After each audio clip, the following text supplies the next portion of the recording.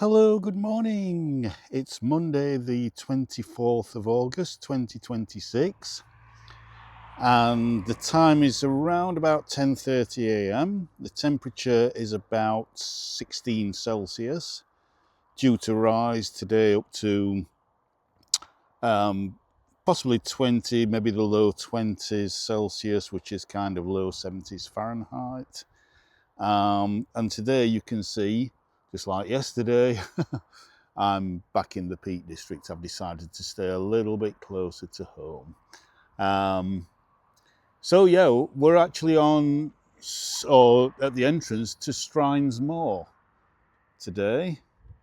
So I wanted to make the most of the heather while it lasts, because it does only last maybe 3-4 weeks, maybe 5 weeks at the most.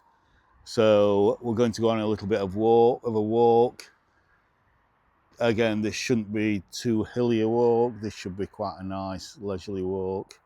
But yeah, we're looking towards Stanage Edge over there. So please go and watch my video walking at least a part of Stanage Edge a few days ago, if you haven't already done so. But as I say, here we're on Strines Moor, just at the other side of the A57, which drops down to Ladybower Reservoir over there. So yeah, there's a bit of an autumnal feel this morning. There's a bit of an easterly, I think it's a kind of southeasterly breeze, which tends to be a little bit cooler, coming from a cooler direction than a southwesterly. So that's just taking the edge off the temperature a bit. And I keep saying this, keep repeating myself in every video. But these temperatures in the kind of mid to high teens, low 20s are really perfect for walking.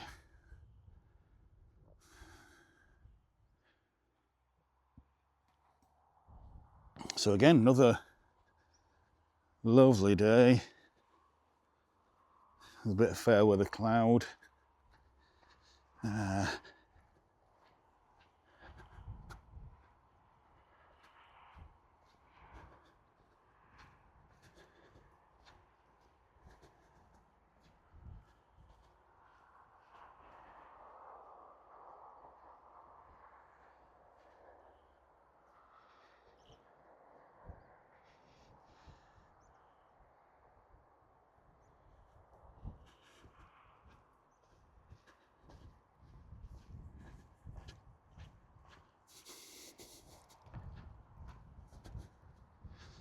And unlike yesterday, if I zoom in,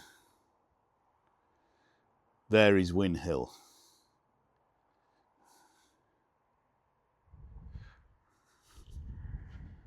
So again, please go and watch my 2 videos of me struggling up Win Hill.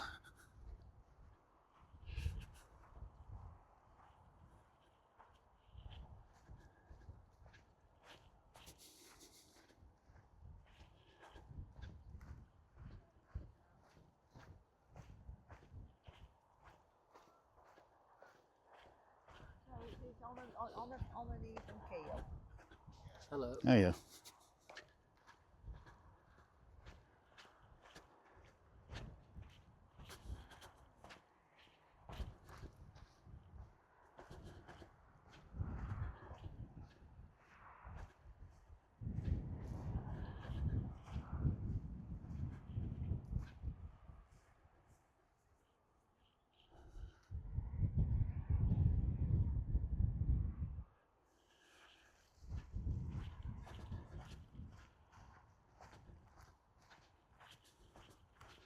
Yes, I was going to travel further afield today and maybe go and record a village, or maybe even go to the coast again, but as I say, at this time of year, you kind of got to make the most of this beautiful display that we get around here. And I can go and film villages and other parts of beautiful Britain at other times of year. This is a very special time in the Peak District when you have all this wonderful heather blooming.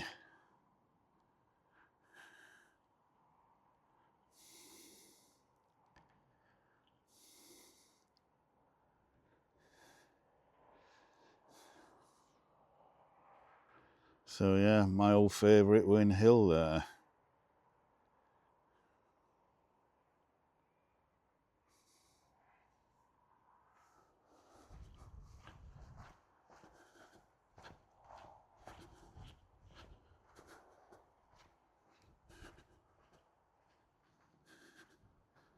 I think you can carry on down there and probably go through that gate, but I want to go a little bit. Nice gentle slope up here.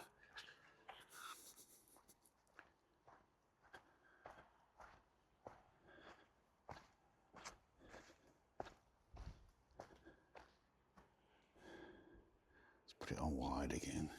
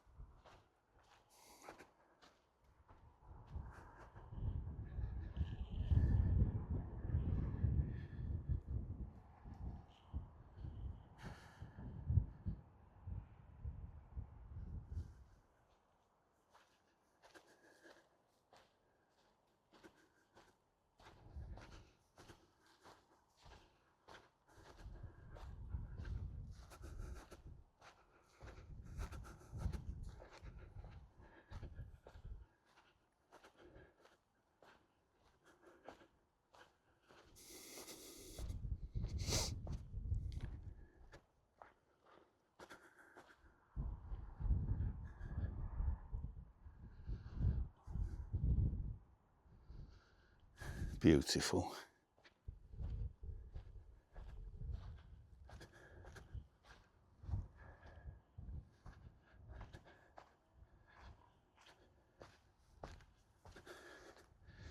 So Strines Moor is one of the Bradfield moors, basically, because we are at the top of Bradfield Dale, which drops down there towards the Loxley Valley. So we're actually I think pretty much we are still in the city of Sheffield here. I think the whole of Strines Moor, or the whole of Bradfield moors, are still in the city of Sheffield. But it's also in the Peak District National Park. So Bradfield Moors is a combination of Bradfield Moor itself, Agden Moor and Strines Moor. I think that's it. If I'm wrong, please correct me in the comments. Hello, sheeps.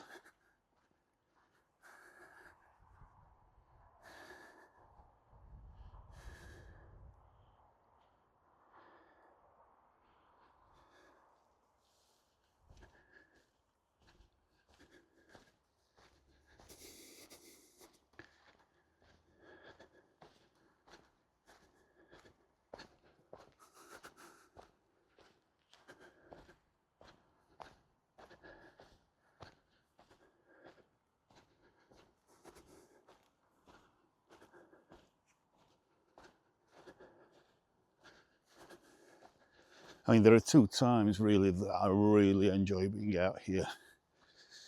One is kind of this time of year, really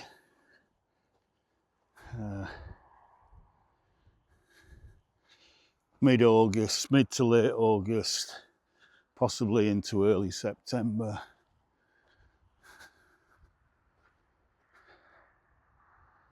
And then the other one is in winter when there's snow or ice or frost on the ground.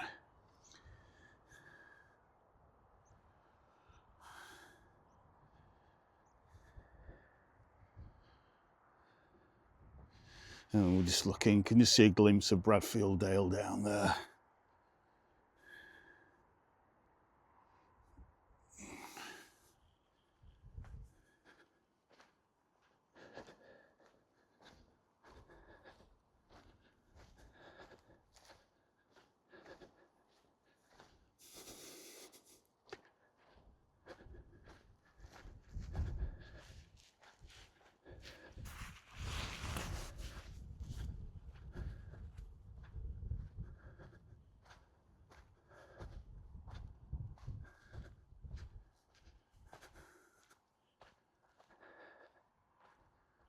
Wow, the landscape.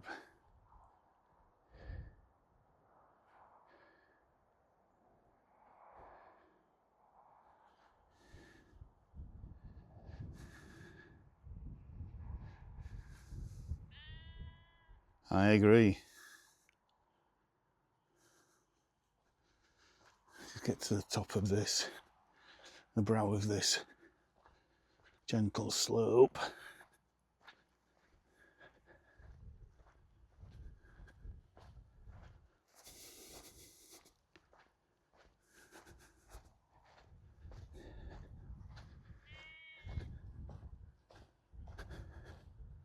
Hello.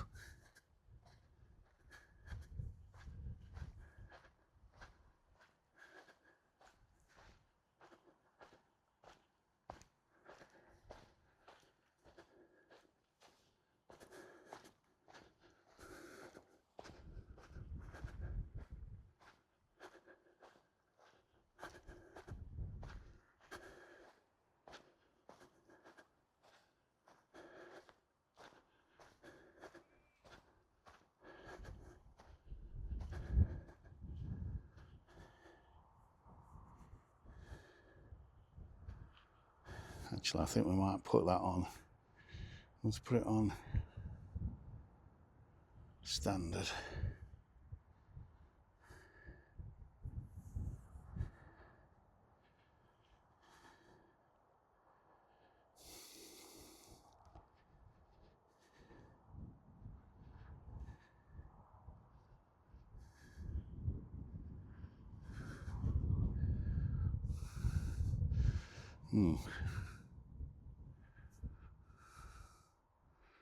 That might be a thumbnail. That might just be a thumbnail for this video.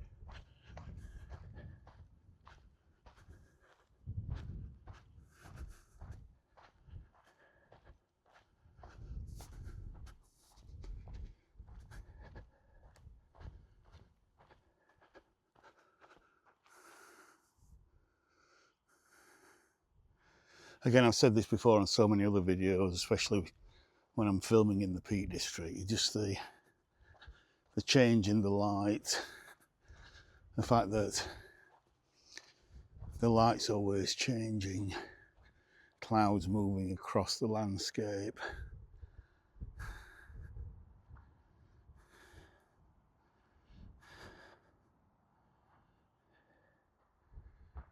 Just makes for a whole different experience compared to when the sun is just out all the time. It's just a clear blue sky, which I love.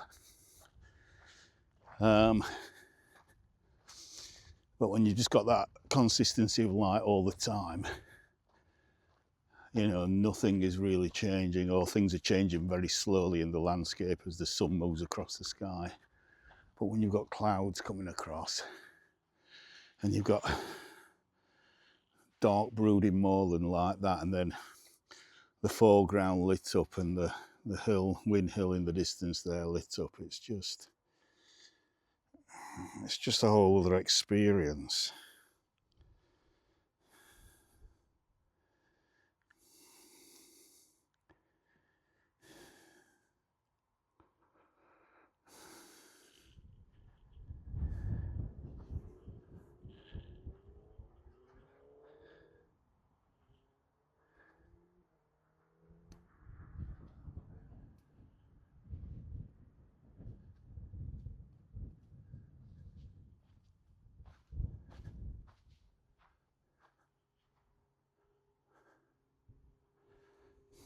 Absolutely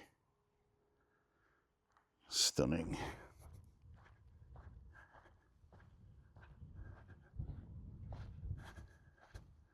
What an iconic landscape, and a unique landscape pretty much to the British Isles.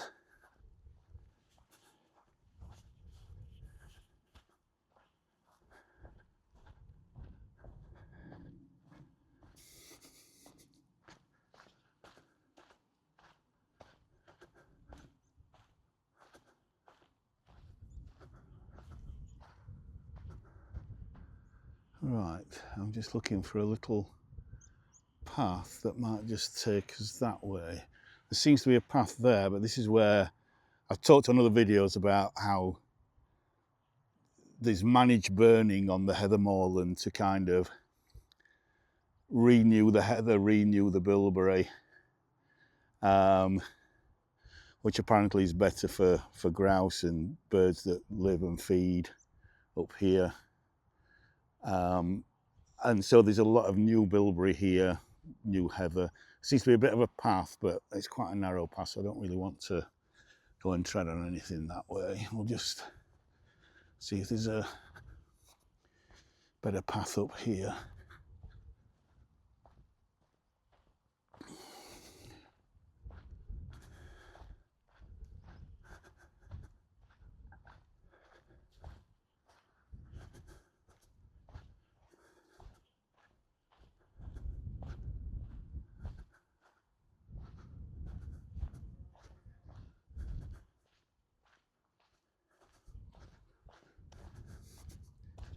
So you can see just across there, that's quite a good example of where they've burnt patches of heather there. So you get a mosaic of different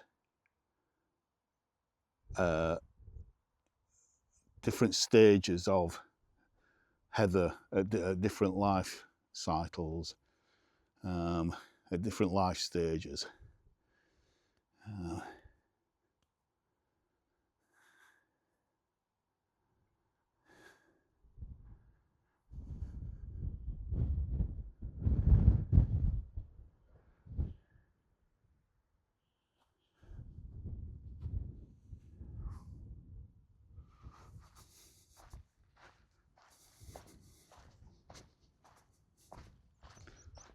Oh, skylark. 2 skylarks.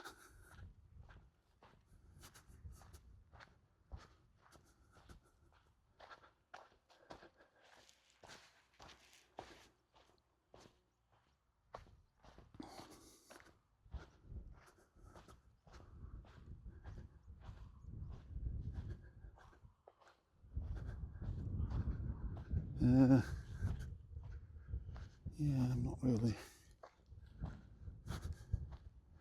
Let's just go along here. Oh, look at all these skylarks all feeding. And it's funny how they all seem to be around this burnt bit here. This bit that's been managed. So maybe skylarks like the new shoots of, look like the bilberry.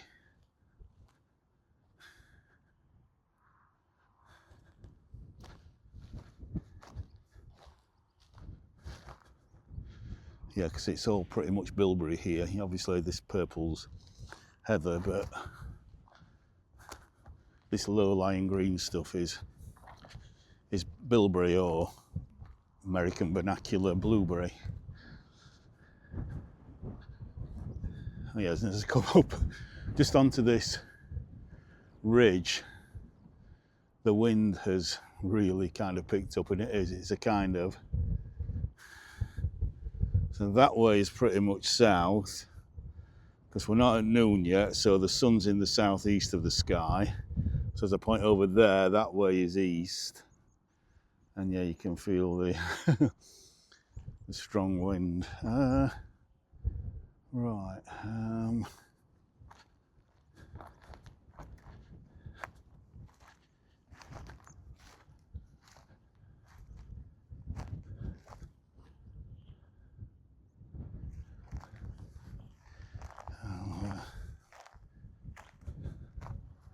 take the path of least resistance.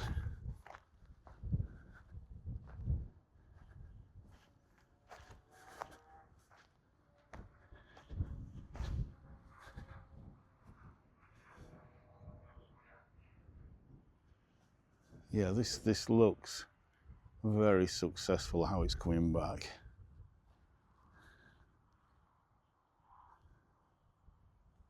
Yeah.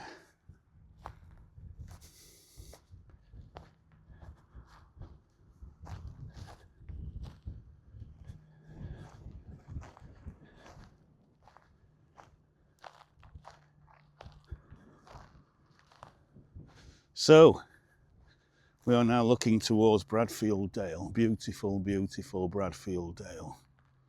And just to point out a few local landmarks, if I can zoom in. Oops, that's not very good. So there we have Sugworth Hall. I think that's recently been on the market for, I can't remember how much, probably a couple of million. And there's Boots Folly, which was just a folly built in the early 20th century, I think at the time of the Great Depression, I think 1920s time, to just give the workers something to do, basically. But it's become a very well-known and much loved local landmark. So then you got Dale Dyke Reservoir there. Please go and watch my 2 walks around Dale Dyke Reservoir. And then we can just see, although we can't see the reservoir itself, maybe if I just move forward a little bit. Oh yeah, there is quite a strong breeze blowing now. And it looks a little bit low, but not too low. Let's get a little bit closer.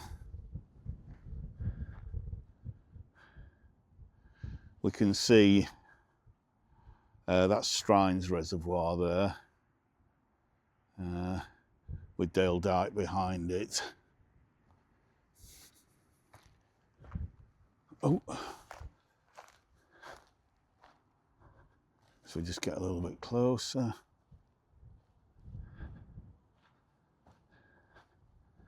There we go, so I can pull out a little bit now.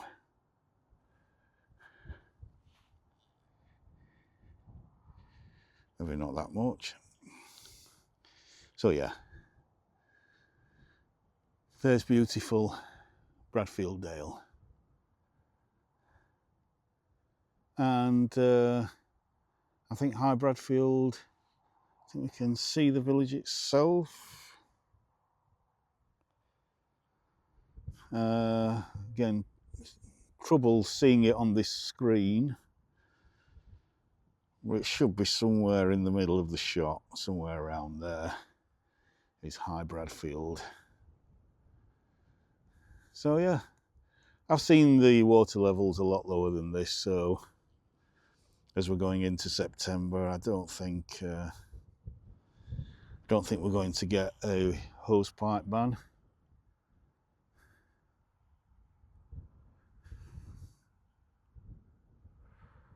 So let's do a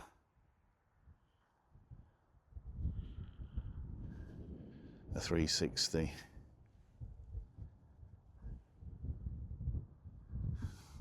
Stanage Edge. Just see the top of Wyn Hill. And then more of beautiful Bradfield, moorland, Strines Moor that we can carry on walking along.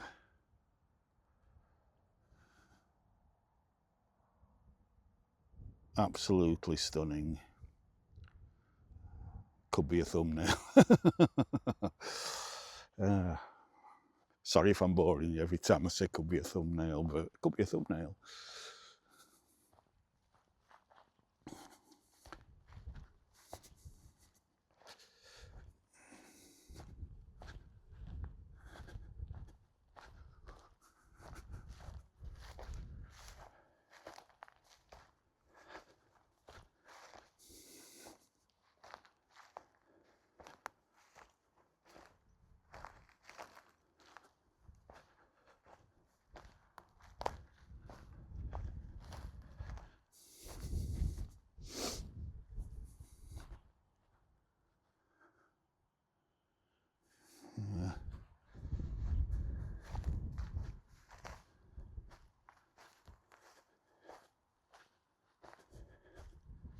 Right, you came along this little path here.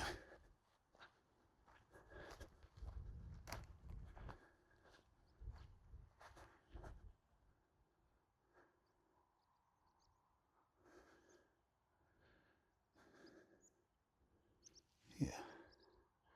You see, they do like, the skylarks do seem to like the burnt bit. They do seem to like the new shoots from the bilberry, especially, I think. I'm going to have to look that up later on. What the skylarks feed on.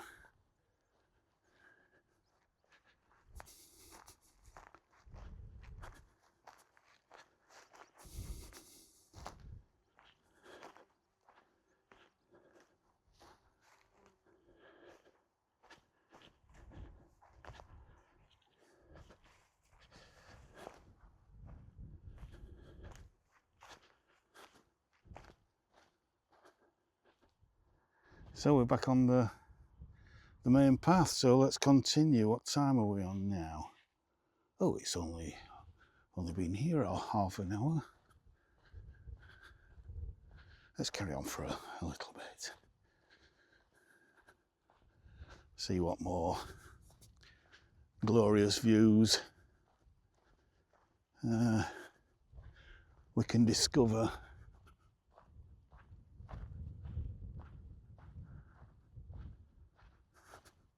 See, that looks like that might fill up with water in winter and be a nice water source for the birds and other animals you get up here. Well, sheep, obviously. And I've already seen a stoat this morning. There'll be rabbits up here, hares probably.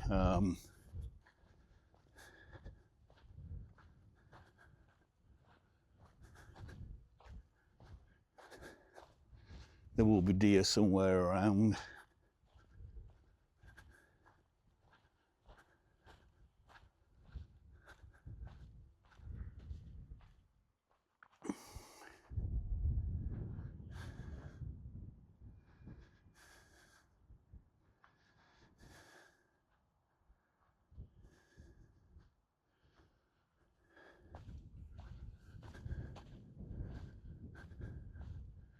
Well, that's not a path, that's kind of a drainage channel. That I would imagine at some point in the future will probably be, they'll put a leaky dam somewhere on here just to hold back some water and create a wetter area here.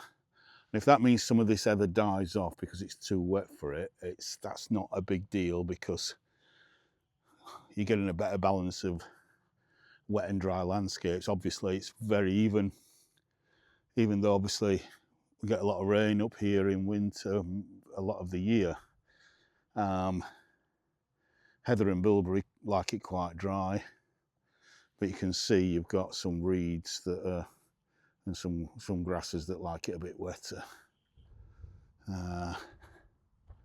So they will thrive more if it stays wetter longer.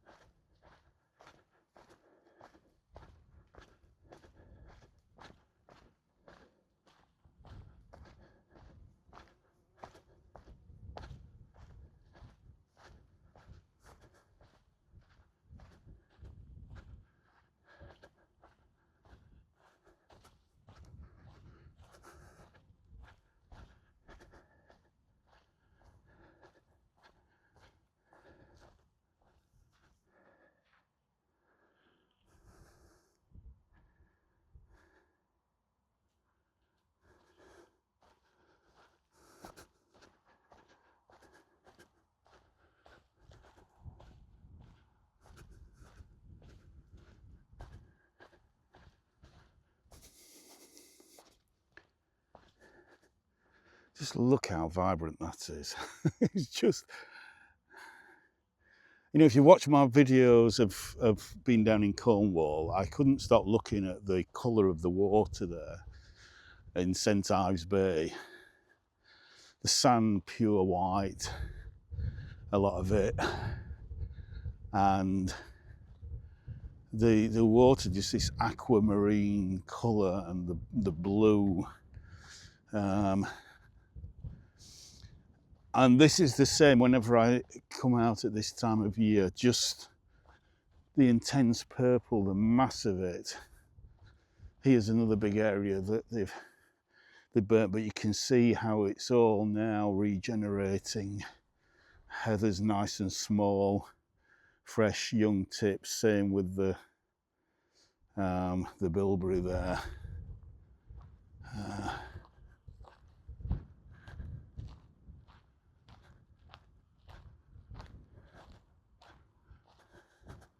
And again on this side we have again a lovely view of the beautiful Bradfield Dale.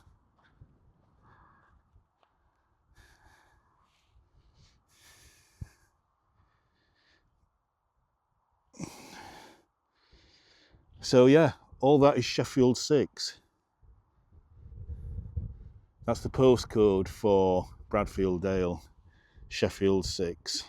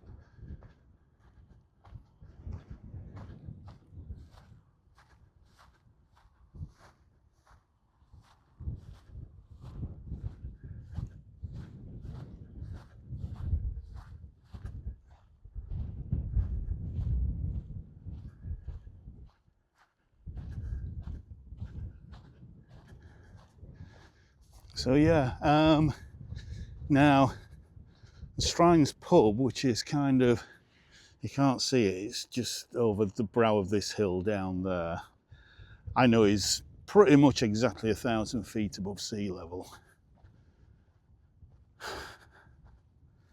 And obviously that depends on whether the tide is in or the tide is out.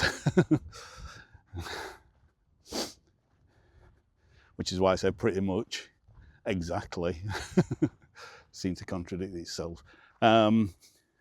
So we are at least another 200 or 300 feet above Strines pub here. So yeah. So we're over 1,000 feet above sea level here.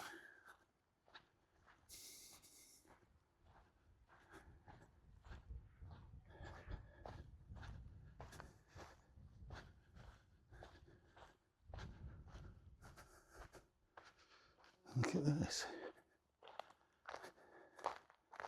We can see the kind of, maybe because of stress, but that's the colour that the bilberry turns in autumn, the lovely shades of red. Leaves are very small, but it's lovely autumn colour. Yeah.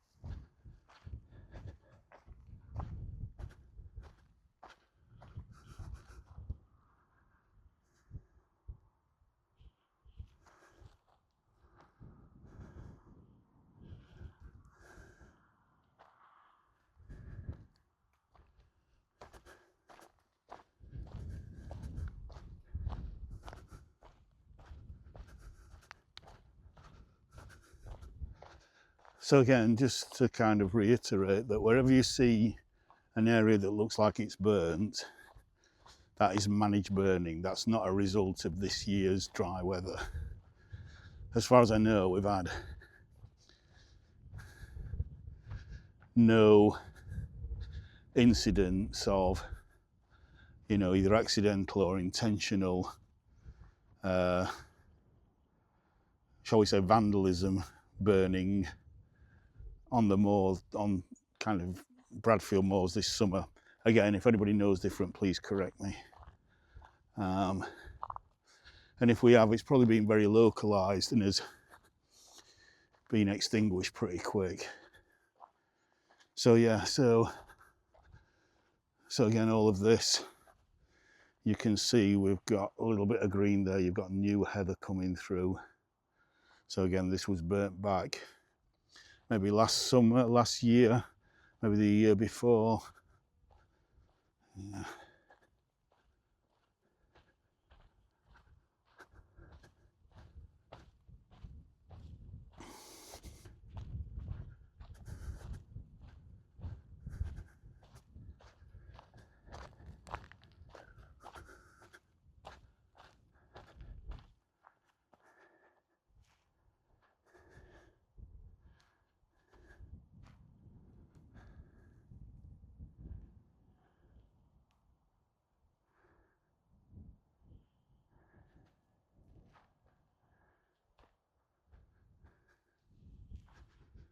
Here it's new bilberry that's coming back on this one.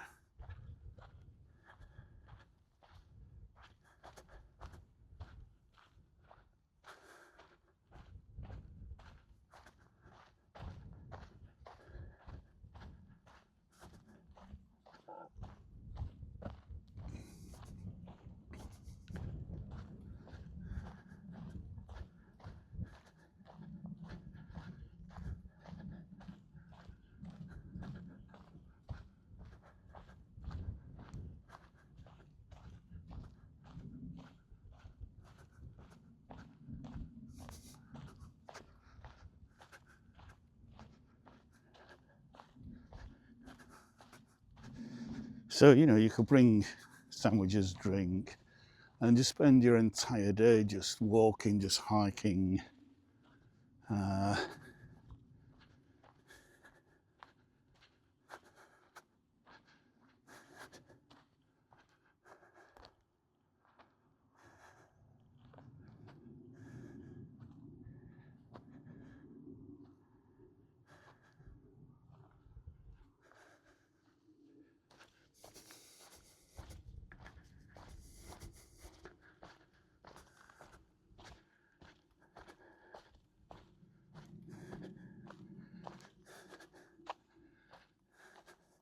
Now, this is an area I would say that was probably burnt back maybe 5 to 10 years ago. So you look at all the new heather shoots here and all the new bilberry, young, fresh, new growth.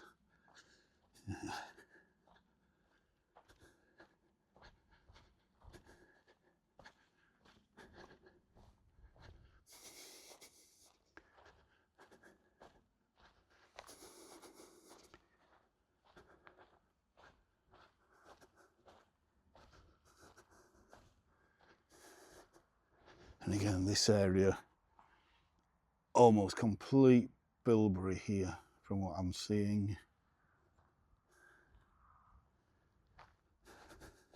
So again, the certain areas are burnt back at different times. You know, you pick a section, do it 1 year. You pick another section, do it another year. So you have this mosaic of heather and bilberry at different stages of their life cycle, and that obviously increases that biodiversity. What people don't like about it is that when you're burning, you're pumping carbon dioxide into the atmosphere. But as I try and get people to realise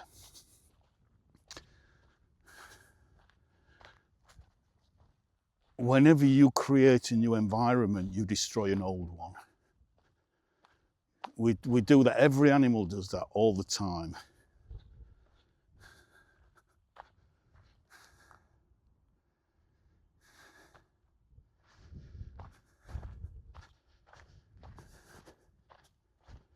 And I've given the example of, you know, beavers, of, you know, if you leave beavers just to do their natural thing,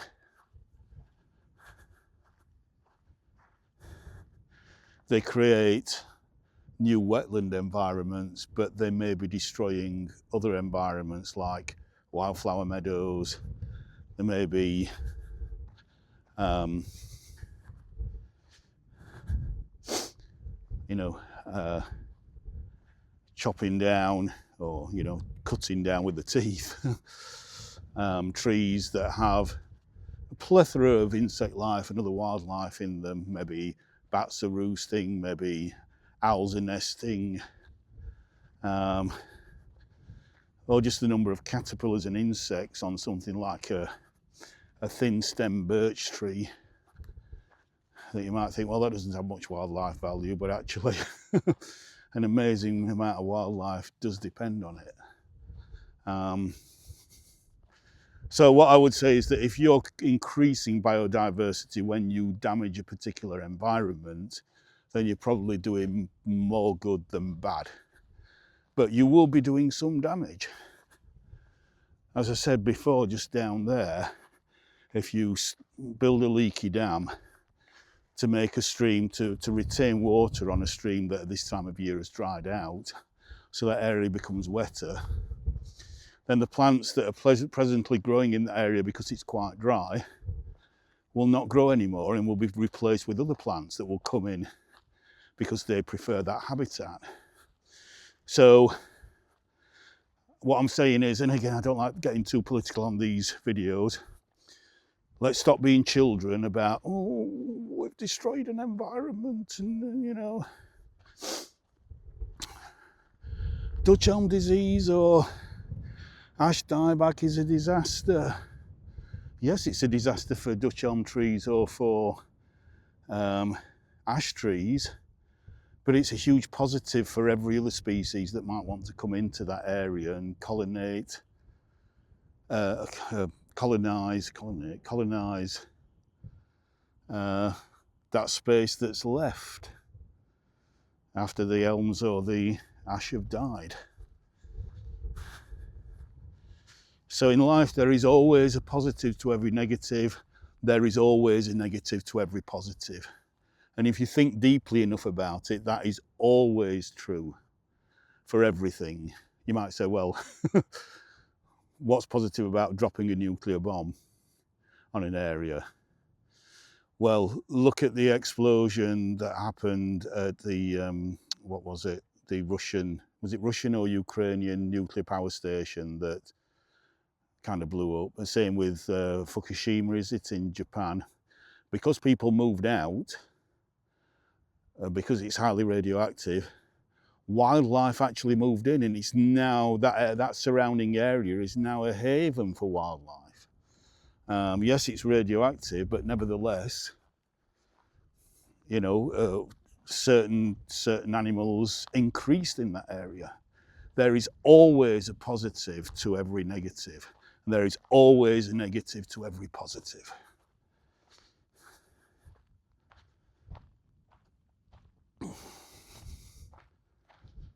All you want to do is you want to reduce the negatives and you want to increase the positives, depending on what your goal is, depending on what you're trying to do. And if what you're trying to do is to increase biodiversity, then you need a set of objective measurements that will show that.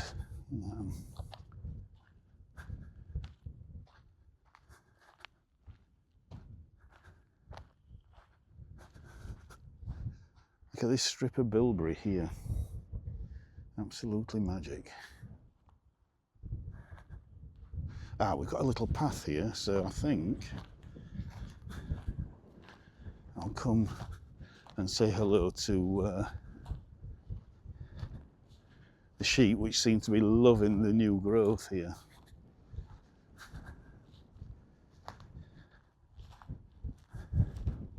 Oh, you're stamping.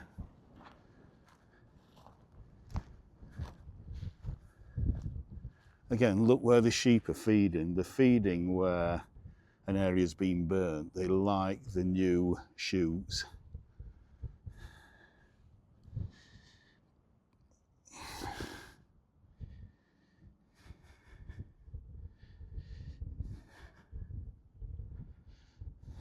And that is looking down Bradfield Dale.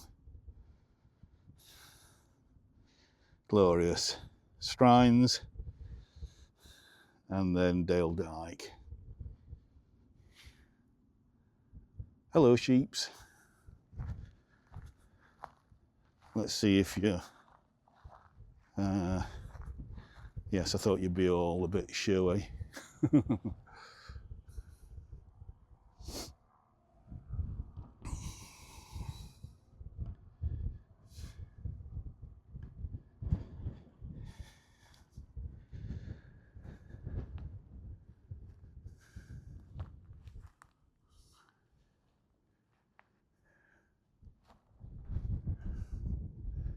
Look at this lovely carpet of fresh new growth.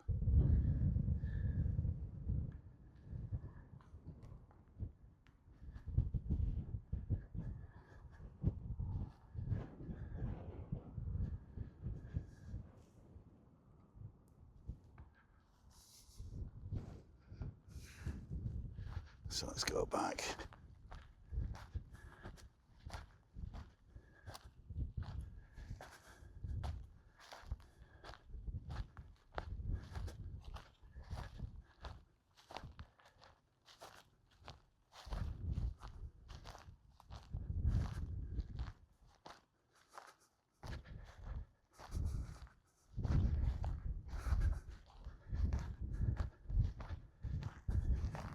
So when I talk about obviously increasing biodiversity as well,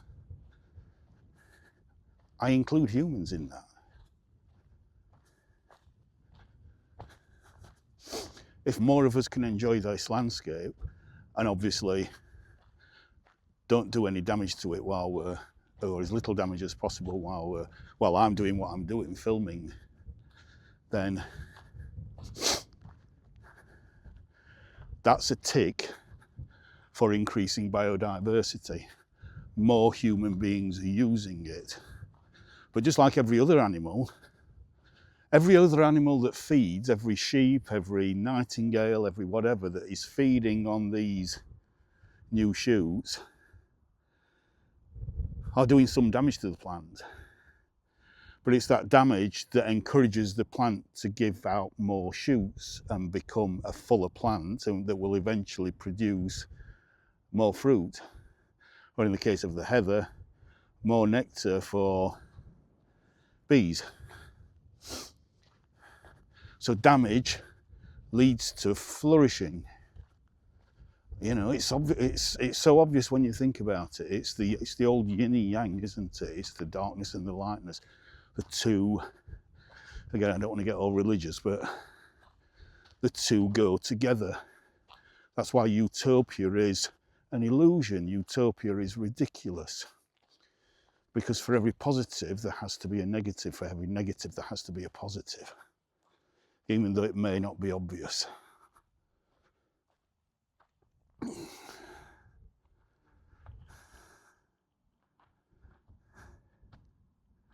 So Win Hill has disappeared. And again, you can see newer burnt areas here that are already regenerating despite that long hot summer that we've had.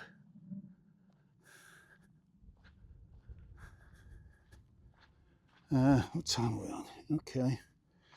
Yeah.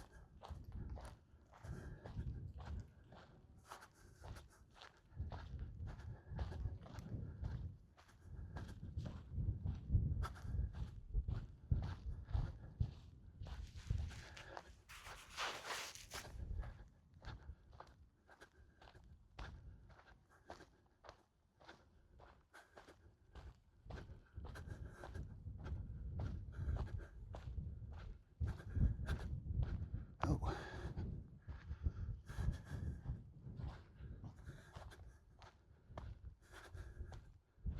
Right, okay. So, this has been, well, nearly an hour long. So, and this heads down and then up. And eventually you will get to Derwent Edge and you'll be able to see over the entire Derwent Valley. But again, I'm not doing that today. That'll be, again, sometime in the future, maybe. So yeah, let's do another 360. Let's go clockwise. As Bradfield Dale just disappears a bit over there. I've got some lovely, beautiful farmland there. The sheep are back. And Stanage Edge. And then more of Strines Moor here. So I want to do that 360 again. For this time, just a little bit zoomed in, and I'll go the opposite way. So this is standard lens, so this is more what I'm seeing.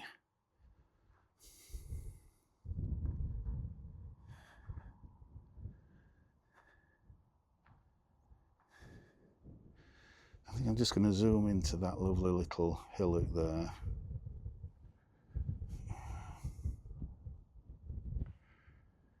Which is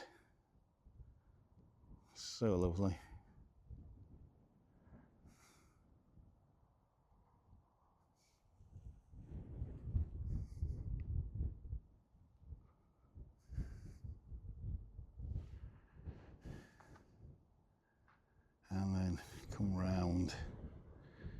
again.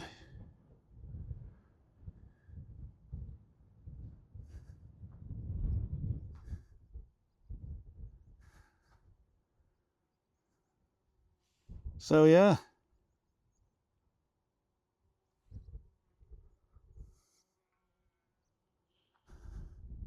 let's put it on 2 and then just finish the video looking back into the sun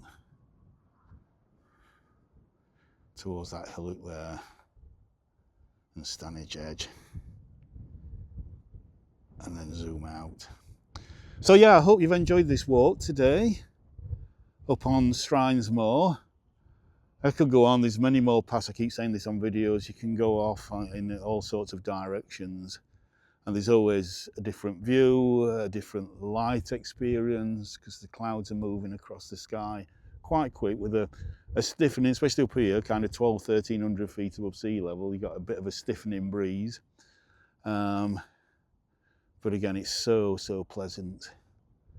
So yeah, thank you for coming on this walk. I don't think I said to subscribe and like and comment. I think I'm up to about 320 subscribers now, so a big thank you to everybody who's subscribed. Please do subscribe if you enjoy these walks. And yeah, let's look at that. Sorry, I'm just I'm trying to finish off, but there's just that cloud there is just beautiful.